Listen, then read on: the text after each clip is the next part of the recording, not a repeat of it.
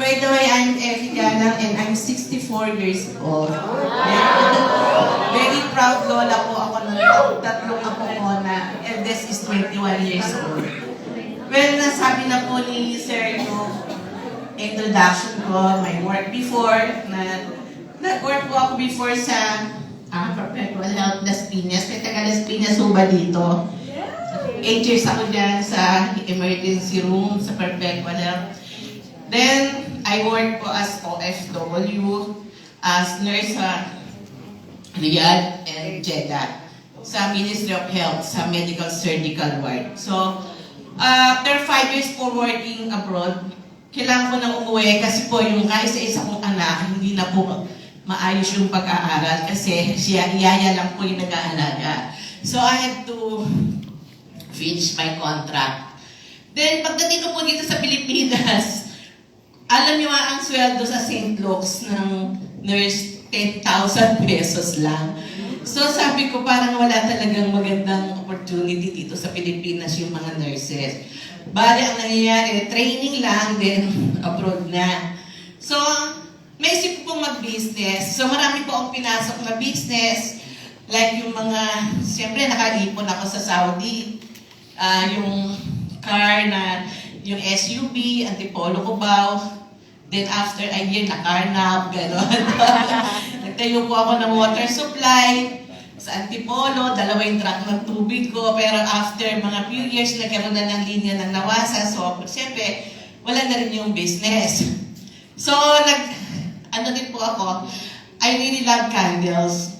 Kaya, sabi ko, hindi ako bibili ng candles, gagawa ako. So, nag-aaral po ako sa Negoskwela ng candle making. So, naging okay na po yung business ko.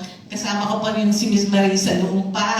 Nag-world trade kami, mega trade, yung mga urinate candles, ako po nagpauso noon, yung mga, basta iba-ibang design ng candles. Kasi talagang gusto ko po talagang palakihin yung candle business ko kasi nagtayo po ako ng factory ng candles sa Antipolo. So, may mga worker ako. Actually, nakapag-export pa ako sa Holland ng candle, ng hurricane candle. So, pero mahirap po yung export eh. So, yung konting diferensya, medyo mahirap na. So, sabi ko, ayoko nang mag-export. What's ko lang ginawa? Sabi ko dun sa isang designer ko, kung gusto mo ituloy-tuloy mo, pero ako local market lang. Pero, syempre, nagmamahal yung materials. So, ni-stop ko na. Hindi na kaya ng market yung medyo hindi naman siya talaga pang lang siya, pang yung hindi masyadong kailangan gano'n. So, naisip ko na invite po ako sa isang networking company, yung Vitamin C.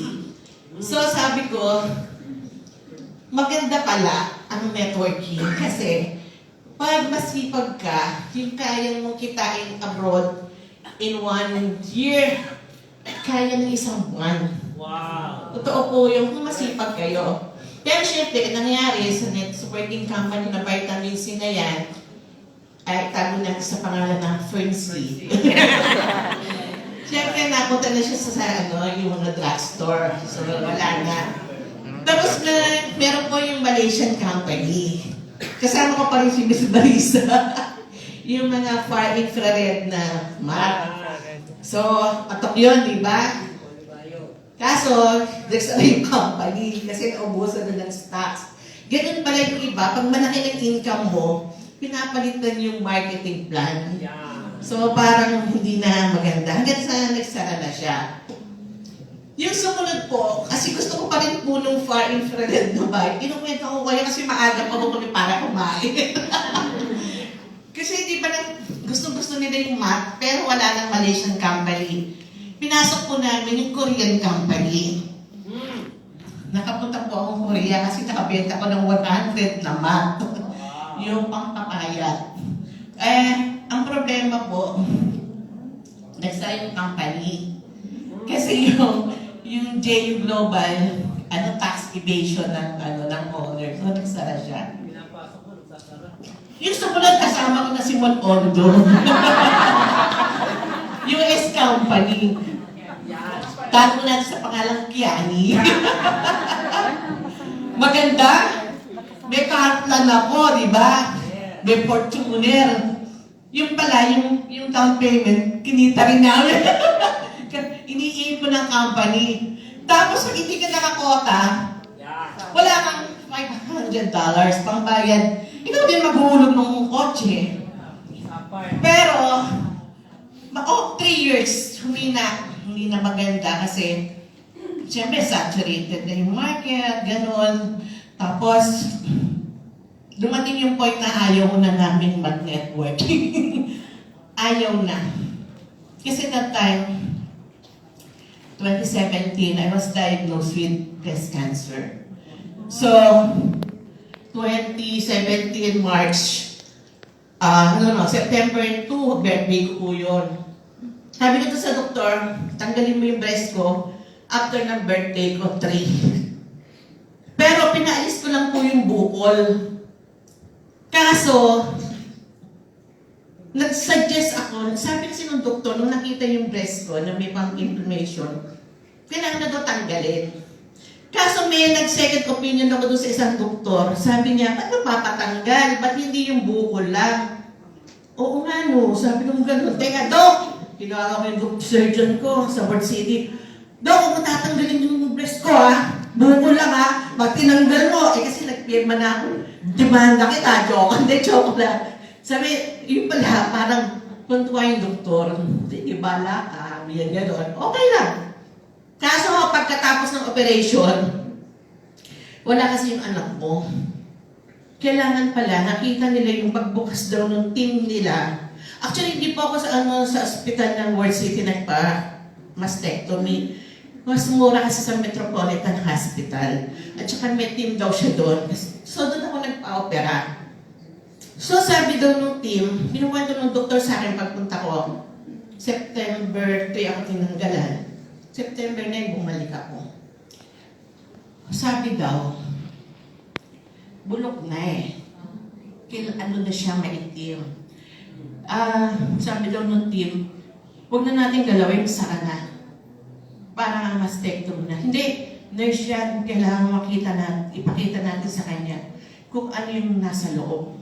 It's like egg, yung kasi lang ang itlog na cheesy substance. Pero yung paligid ng breast ko, maitim na. So, kailangan talaga tanggalin. Kaso, wala akong waiver ng mastectomy. So, nung bumalik pa ako ng September 9, after a week, sinabi ng doktor, may result na yung biopsy mo. It's invasive ductal carcinoma, stage 3C, and kailangan mo nang alisin yung dahon breast. Sabi ko, okay, parang di ako makapaniwala na meron akong cancer.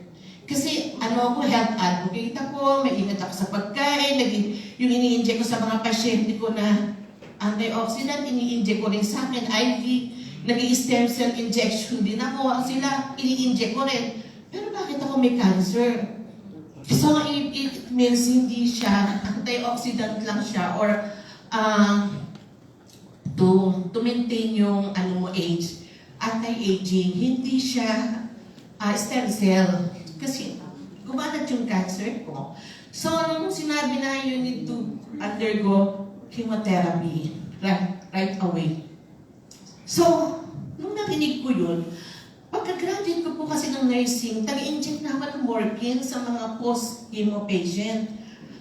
Diba, kasi sa antipolo kasi ako before, pag alam din ng nurse at may mga in pain na mga kinemo, para akong doktor, kahit daling araw sinusundo po ako para mag-inject lang ng morphine. So nakikita ko po yung mga kalagayan ng mga ini-injectionan ko. Kalbo na, nangingiting na yung mukha, malalim na yung mata, butot-butot balat na, at hinihiling na yung kamatayan niya. Nakita ko na po lahat ng klase ng cancer na kailangan ng pain reliever. So, 1992, yung father ko nagkaroon ng yung dito nagkaroon ng lump dito. So sa ER ko before na perpetual, mabilis lang. Nung binayopsy yung father ko, lumabas Hodgkin's lymphoma, stage 4 lung cancer. Pero that time, hindi ko pa alam yung mga alternative, everything. So sabi ng doktor, chemotherapy. So siyempre, chemo. Siyempre, wala namang ibang gagawin. Chemo, di po, siyempre, permission ng family. Pinakimo namin yung father ko, 5 sessions ng chemotherapy. Ako pa alam mo yung mga gamot na dinidrip sa father ko kasi kinukonfine namin siya sa perpetual Yung vincristine, cytoxin, onco, para makita mo mga markang buhok. So yun ang dinidrip. Tapos sabi ko, after 5 sessions ng chemo, radiation, 30 days. So dinadala namin yung father ko sa ospital ng Maynila para patamaan lang ng radiation. Seconds lang. Nakita ko yung likod ng father ko tsaka yung chest part niya. Sunog, nasusunog. After 3 months, ala namin okay yung father ko. Yung kalbo niya, bumabalik na. Tapos na lahat Pero after going 5 months, kumalat sa buto. Wow. Alam niyo ba yung buo ng father ko mula mukha hanggang paa? Hanggang sa naghihirap na siya. After, wala pang 1 taon ng chemo, morphine na rin. Actually, start kami Lubain, sunod Demerol, bandang huli morphine na rin. So, syempre, bumalik sa isip ko yun nung sinabi ng doktor na magpapakiwo ako. Sabi ko, Dok, hindi ako magpapakiwo. Kahit anong mangyari, hindi. Tapos sabi niya, it's up to you. Kung anong gusto mo, sabi, it's up to you. Sabi gano'n. So, pero syempre may mga nangungulit sa akin. Magpakita ka kay Dr. Lopez diyan sa St. Luke's Global. Magpakita ka lang kahit di ka magpapakimot. Tingnan mo lang kung ano sasabihin. Sabi ko, sige, what is 1,000? Punta kami ng daughter-in-law ko sa St. Luke's. Kay Dr. Lopez. Ano siya? Ganyan. Kita agad, mabilis. Kwenta-kwenta na agad. 100,000 na. Parang nakikita ko pa. Pero wala naman ako intention na hindi ako nakikinig. Kasi pinagbigyan ko lang naman yung family ko na, sige, pakita ka. Aba, sabi niya, you have to start chemo right away. Kasi nga, it's invasive, sabi niya, gano'n. Pag hindi nga daw ako nagpa-chemo, kakainin ng cancer cells yung chest wall ko, then pwede magkaroon ako ng brain tumor. So, paglabas ko, sabi ng nurse, yung habi niya, Ma'am, o-orderan niyo ba natin yung chemo drug? Sabi ko, ay, nag-iisipan ko pa, hindi pa ako decided. Pero wala naman akong talagang Paglabas kami ng ospital, nagtatawanan kami ng daughter-in-law ko. Sabi ko, grabe, no? Kasi mamamatay. Sabi kasi tinanong kasi ng daughter-in-law ko, sabi niya, Dok, anong guarantee kung gagawin ni Mami yung chemotherapy? Pero there's no guarantee. It will just prolong her life for a few years, gano'n. Paglabas ko, sabi ko, mamamatay din pala ako. Bakit ako magpapakimo? Nakita ko naman yung mga nangyari doon sa mga kinimo na naghihirap pa. Naubos na yung pera, naghirap pa. So, ito na yung nangyari. Sabi ko, lalabanan ko yung cancer cells ko ng natural way. Alternative. So, pupunta kay Dr. Salindong. The late Dr. Salindong. Nagpapa-vitamin C drip ako. With glutathione and everything. No sugar daily diet. Tapos, ang kinakain mo, brown rice lang, red rice. No sugar diet. For 1.5 years, ang kinakain ko lang salmon, yung baked salmon lang, salmon belly. I-bake ko lang yun. Tapos, lalagyan ng yung olive oil. Talagang nangayayat ako ng gusto kasi sabi ko, I will fight this cancer without chemotherapy. Kailangan magtagumpay ako dito. Walang stress. Umiyak lang siguro ako mga sa araw. Yung pag talagang sinabi ko, Lord, pero after siguro mga kalahating araw na akong umiiyak. Kasi syempre parang hindi mo pa ma-accept na matay na ba ako? Bakit ako nagka-cancer? Maingat naman ako. Bakit ganito? Pero after nung nag-adasal na ako, naisip ko, Lord, thank you. Kasi yung iba, 30 years old, 35 may cancer na. Ako, 54. Parang bonus na, di mo ba? Yung 54, magka-cancer ka.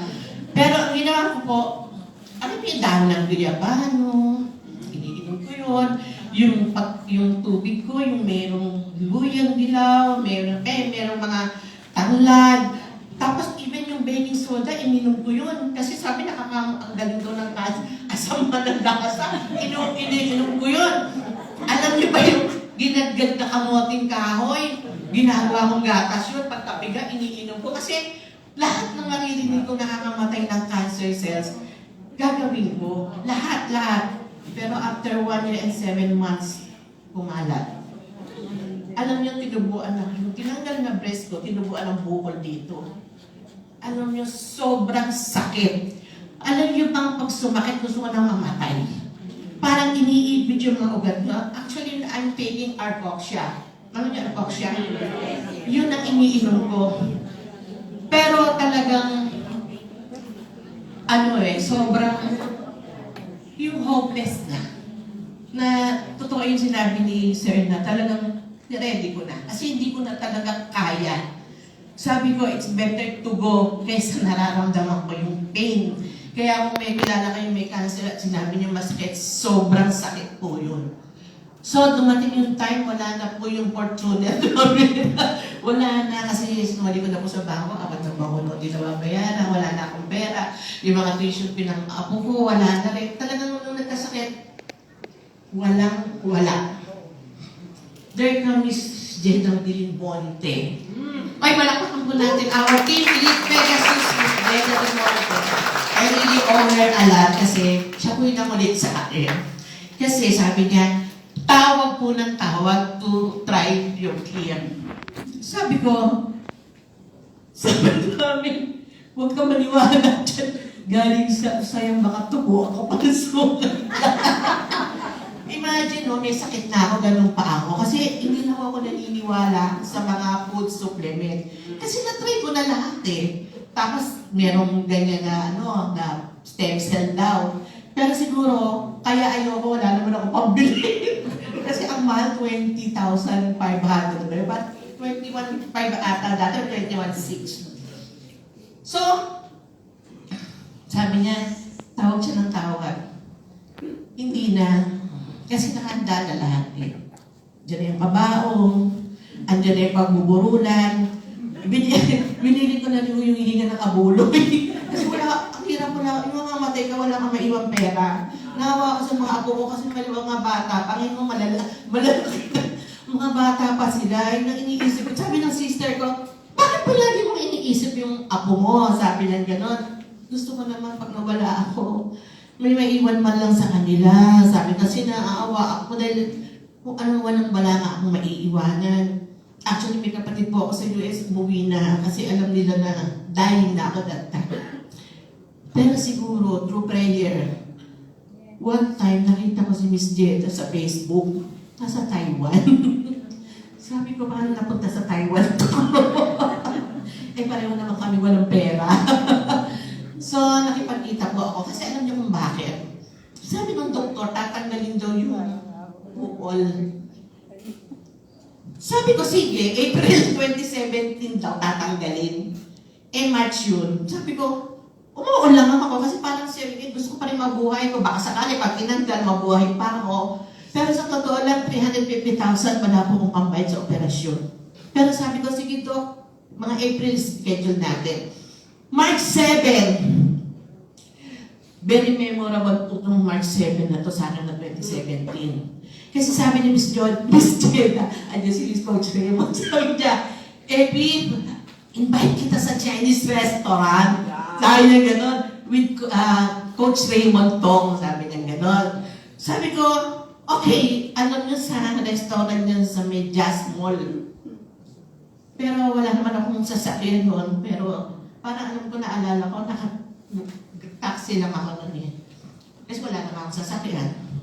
Halos wala na harap ako sa akin nun. Sabi niya lunch. Pero pagdating ko po doon, nandun na Miss Deta Monte at saka si Coach Raymond. Sabi ko, bakit tilang iniit? Bakit tilang? Ano ako may lunch? Pero sa totoo lang, wala po akong planong kumain. Kasi ang gusto ko lang, makuha yung isang bote.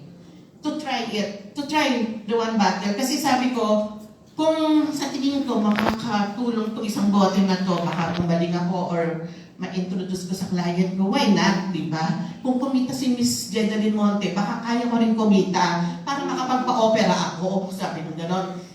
Alam nyo, sa harap ni Coach Raymond, tinusok mo ng ano yun, yung tinidor, tinanggal, kasi ano yun, yung 5th edition pa.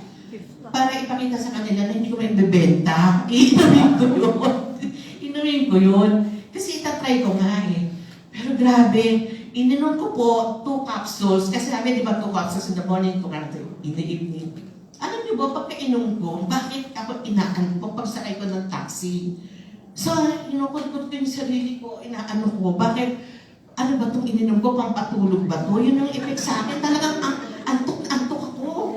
Tapos, nag-aalala ko kasi hindi naman private car yung sinakyan ko. Yun ang effect sa akin. Pero bang inantok dito nung uminom? Yes! Diba? Parang healing process, di ba? So, religiously, ininom ko na ng umaga, ininom ko na hapon. Pero alam niyo, kahit may sakit ako, hindi alam ng mga pasyente ko na may cancer ako. Nag-i-inject pa rin ako sa kanila. Sabi lang nila, bakit ka pumapay? Siyempre, healthy diet, ganyan.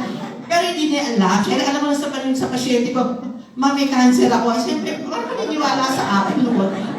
Tuloy-tuloy naman yung trabaho ko. Minsan nag-inject pa nga ako, may tubo ako dito, hindi nila alam. Yung, alam niyo yung Jackson Brands, yung nilalagay na tubo para mag-drain yung dugo. Nagtatrabaho ako kahit may Jackson Brands ako. Ayun, Granada po. So, pinabantayan nga ako. Kung minsan nag-deplate siya, pinapasok ng hangin yun eh. Ang sakit, kasi niya yung may tubo dito para mag-drain yung mga blood. Tapos sabi ka, nagtatrabaho pa rin po ako. Hindi nila alam na may tube ako. Parang syempre, minsan pa nga yung isang politician doon, ginulat ako. Hindi, ginanon pa ako. Eh, hindi may tubo ko. Pagtalikod sa amin sa manulo ko, ang sakit. Kasi hindi naman alam na may tubo ako. So, tuloy-tuloy yung trabaho ko. Eto, tuloy-tuloy ang pag-inom ko. Meron ba nilagnat dito nung uminom ng Pure Tear? Baka ako lang. Kasi, alam niyo ba, nung nagka-cancer ako, almost collapse na po yung isang baga ko. Almost collapse na. Hindi na po ako makakapagsalita. May cardiomegaly pa ako, konting lakad ko, wini-wheelchair na ako ng mga kapatid ko.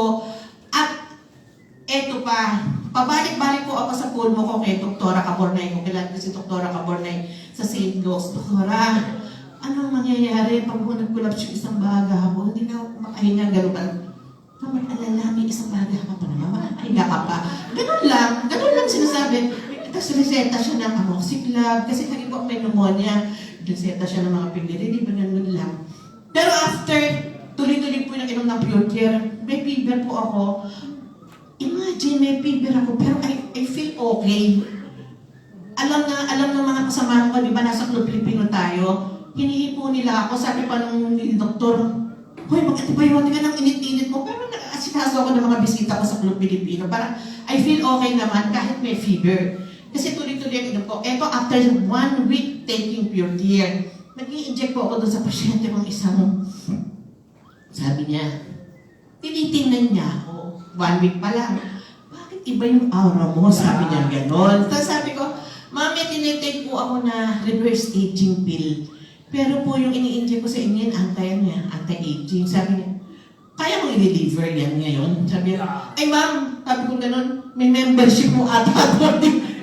Hindi pa ako ito, hindi inom ko eh. Sabi niya, mag-member mo ba kayo? Ay, mga member na ganyan. Sabi niya, magkano ba yan? Sabi ko, 125,000 no, 7 bote.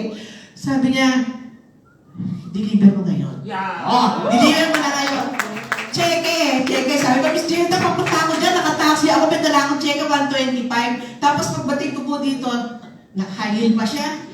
Eh, may lagnat ako, hindi rin ako makababa. Kasi ganyan, dideliver ko na ngayon. Pagbalik niya, dala-dala niya. 6 na bote. Bakit 6? Eh, pinawas na yung kinuha mo kayo. Sabi ko, hindi ba babayaran ko yun? Yan na lang muna. I-deliver ko kasi gusto ko na i-deliver kasi excited nga yung sinasabi pang pabata. Imagine 1 week ha, pero Tapos didideliver to rin. Alam niyo ba, after a week, sunod-sunod na.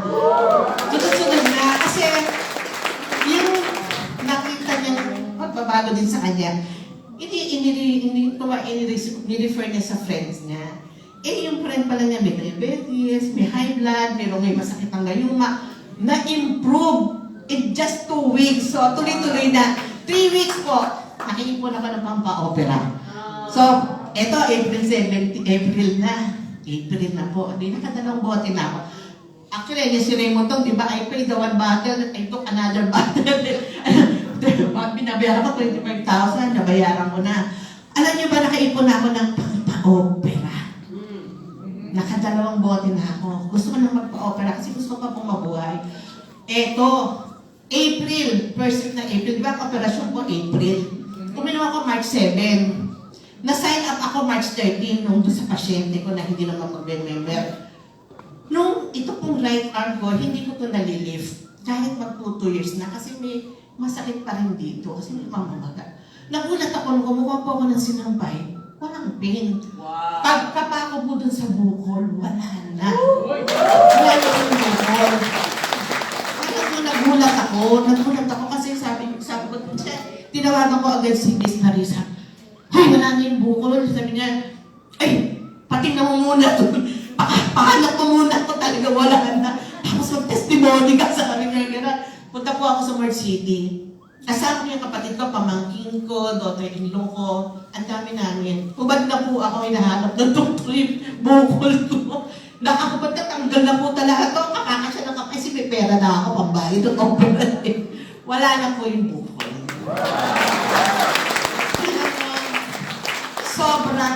Sobrang na-inspire po ako kasi imagine in 2 battles na wala yung problema ko at ang pinakamagandang nangyari, wala na pong pain.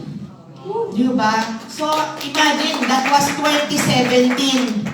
Mag-i 8 years na po ako sa Pure Care na ngayon. Umiinom ng Pure Care. I'm still very excited and very passionate in sharing. Kasi alam ko na talagang ito po yung product na isa lang. Imagine, tatagal mo ba ang product ng Freeway na isang bote lang, isang product, for 17 years? Palakpakan niyo po, 17 years kasi sa January.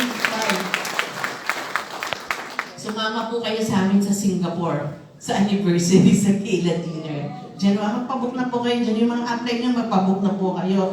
Kaya lang baka may requirement. Hindi ko po alam ang requirement, baka sabihin ni Coach Raymond. Na talagang, ito po, imagine for 13 years po ako nagtatrabaho as IV therapist nurse sa mga rich and famous. Imagine nyo yung mga Subel, Madrigal, Guangco, Gokong Way, pasyente. Pero wala naman akong naramdamang pagyama. Wala akong naramdaman na nabago yung buhay ko. Na imagine mawala lang yung cancer mo, is a blessing na eh. Tapos yung ibig sabihin yung nabago yung buhay mo na, imagine 13 years, hindi ko pala naranasan pumunta ng Hong Kong. Pero nakapunta na ako no? Kaya lang imagine yung dito sa Riway, halos Hong Kong, Malaysia, Indonesia, China, Thailand, na halos puno-puno na yung passport namin, kata-travel. And then, sir, ang saya pong maging part ng Riway. Yes! Hindi lang po sa product, hindi lang po sa pagbabago ng buhay, basta tingnan nyo meron pong 6 core values na ang magiging resulta ay magiging kapakipakinabang ng ating buong pamilya. Di ba? So, ngayon po, after 2 years po na, after 2 years taking Pure Care, nagpa-check up po ako, wala na po akong cancer. Then another 4 years, nagpa-check po ako, kasi iba hindi po naniniwala eh. Yes. Kasi iba po kasabay ko, wala na talaga, sa totoo lang. Wala na po sila, 3 silang kasabay ko, wala na. Kasi nagpa-chemo sila. So after nitong huli, wala na rin po talaga akong cancer. So, I'm very thankful to Riway kasi po, nabago yung buhay ko, nabago yung buhay ng mga kakilala ko, marami na po akong na-share. And I'm just sharing. Yun lang po, sharing lang po. At magiging maganda. Eh, nawala tuloy ako. Nawala yung party. So, okay lang mo ba? Meron po akong na-share sa inyo. So, hindi ko na po patatagalin kasi po, sana po ay maging kaparty na rin namin kayo. Continuously, wala pa kayong namin, hindi mag-share lang. At yung party word na nakalimutan ko, I will do Riway for the rest of my life.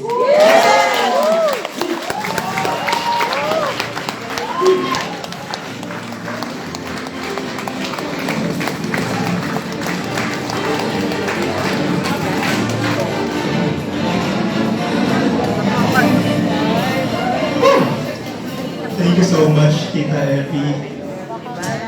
Grabe. Okay, leaders, kamusta? Okay pa ba kayo? Yeah.